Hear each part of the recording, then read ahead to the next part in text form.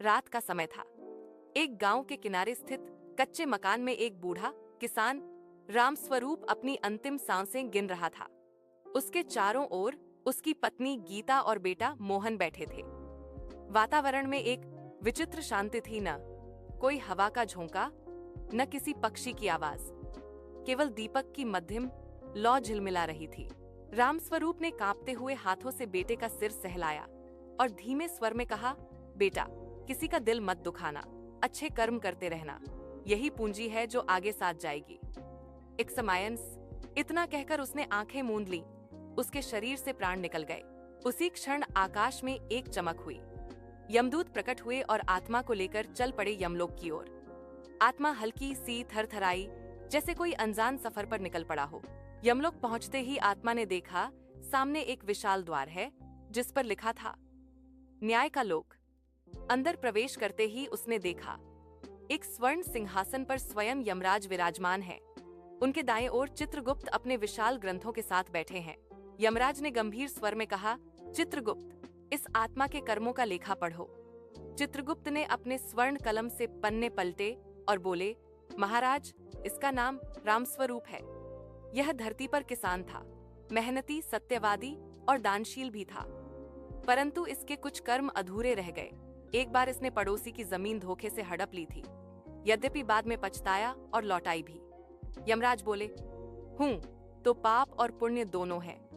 अब निर्णय कठिन है।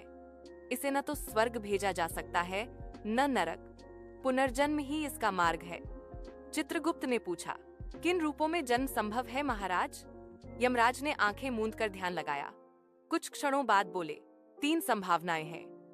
एक अमीर व्यापारी के घर में पुत्र रूप में जन्म, दूसरा किसी साधु परिवार में, और तीसरा एक निर्धन दंपति के घर में जो वर्षों से संतानहीन है। चित्रगुप्त ने विनम्रता से कहा, तो क्या निर्णय हम लें या इसे अपने कर्मों से स्वयं तय करने दिया जाए? यमराज बोले, निर्णय इसका नहीं, इसके कर्मों का होगा। चलो कर्म तुला पर तोलते हैं। चित्रगुप्त ने एक विशाल स्वर्ण तुला मंगवाई। एक तरफ पुण्य रखे गए दान, मेहनत, पशु पक्षियों से प्रेम, धर्म का पालन। दूसरी तरफ रखे गए पाप, झूठ, भूमि हड़पना। गुस्से में बोले कटु वचन। तुला कुछ झुकी, फिर स्थिर हो गई। यमराज मुस्कुराए, देखो चित्रगुप्त, इसने बुराई की पर पश्चाताप भी किया। ऐसे लोग सुधार की राह चुनते हैं। इन्हें वो जन्म मिलना चाहिए जहां वे अपने अधूरे कर्म पूरे करें। चित्रगुप्त बोले, तो क्या इसे उस निर्धन दंपति के घर भेजा जाए जो हर दिन ईश्वर से पुत्र की प्रार्थना करते हैं? यमराज ने गंभीर स्वर में कहा, हाँ, वही उचित है। इस आत्मा को वहां भेजो जहां प्रेम और भक्ति के सिवा कुछ नहीं है। धन नहीं, पर सच्चे कर्म है। धरती पर एक छोटे से गांव में एक गरीब दंपति हरिराम और सावित्री रहते थे। विवाह को 10 वर्ष हो चुके थे, पर संतान नहीं थी। हर दिन सावित्री मंदिर जाती, आंसू बहाती, हे प्रभु, मुझे बस एक संतान दे दो, चाहे हम भूखे रहें, पर कोई हो जो हमारे बुढ़ापे का सहारा बने। एक रात उसने सपना देखा। एक दिव्य पुरुष बोले, सावित्री, तुम्हारी गोद भरेगी, तुम्हें ऐसा पुत्र मिलेगा जो अपने कर्मों से तुम्हारा नाम रोशन करेगा। कुछ महीनों बाद चमत्कार हुआ। सावित्री गर्भवती हुई। 9 महीने बाद उसी आत्मा का पुनर्जन्म हुआ। नाम रखा गया राजन। राजन का बचपन गरीबी में बीता, पर उसके भीतर अजीब करुणा और समझदारी थी। जब दूसरे बच्चे खिलौने मांगते, वह अपनी माँ से कहता, माँ, भगवान सबको खिलौना देता है, कुछ को मिट्टी का, कुछ को सोने का, लेकिन खेलने का मजा तो एक जैसा है। लोग आश्चर्य करते कि इतना छोटा बच्चा इतनी गहरी बातें कैसे कह देता है। एक दिन जब गांव में सूखा पड़ा, तो राजन ने अपने खेत की थोड़ी सी फसल भी बौंट दी। पिता बोले, बेटा, हमारे पास खुद कुछ नहीं है और तू बांट रहा है। राजन मुस्कुराया, पिताजी, जब भगवान हमें थोड़ा देता है तो परीक्षा लेता है कि हम बांटते हैं या नहीं। हरिराम ने बेटे को सीने से लगा लिया। उन्हें समझ आ गया कि यह कोई साधारण बालक नहीं है। समय बीतता गया। राजन बड़ा हुआ। उसमें मेहनत का भाव और ईमानदारी दोनों थे। पर एक दिन भाग्य ने फिर उसे परखा। एक व्यापारी ने उसे अपने खेतों का रखवाला बना लिया। वहां सोने की एक थैली पड़ी थी। कोई आसपास नहीं था। मन में संघर्ष हुआ, क्या इसे रख लूं? फिर अचानक जैसे किसी अदृश्य आवाज ने कहा, राजन, पिछली बार यही गलती की थी, अब क्या वही दोहराएगा? वह चौंक गया। बिना देर किए थैली मालिक को लौटा दी। व्यापारी ने प्रसन्न होकर कहा, तू ईमानदार है, मैं तुझे अपना सहायक बनाता हूँ। यमलोक में बैठे चित्रगुप्त ने मुस्कुराते हुए कहा, महाराज, इसने इस जन्म में अपनी पिछली भूल सुधार ली। यमराज बोले, हाँ, यही पुनर्जन्म का अर्थ है, कर्मों की पूर्णता। कुछ वर्ष बाद यमलोक में फिर चर्चा हुई। चित्रगुप्त ने रिपोर्ट रखी, राजन अब बड़ा व्यापारी बन गया है, दान करता है, अनाथालय बनवाया है और किसी से झूठ नहीं बोलता। यमराज बोले, अच्छा है, पर देखो, क्या उसमें अभी भी अहंकार तो नहीं आया? चित्रगुप्त ने उत्तर दिया, थोड़ा आया है महाराज। उसे लगता है कि ये सब उसने अपने बल पर किया। यमराज ने कहा, तो अब उसकी परीक्षा धरती पर ही होगी। राजन के व्यापार में एक दिन अचानक आग लग गई, सब कुछ जलकर राख हो गया।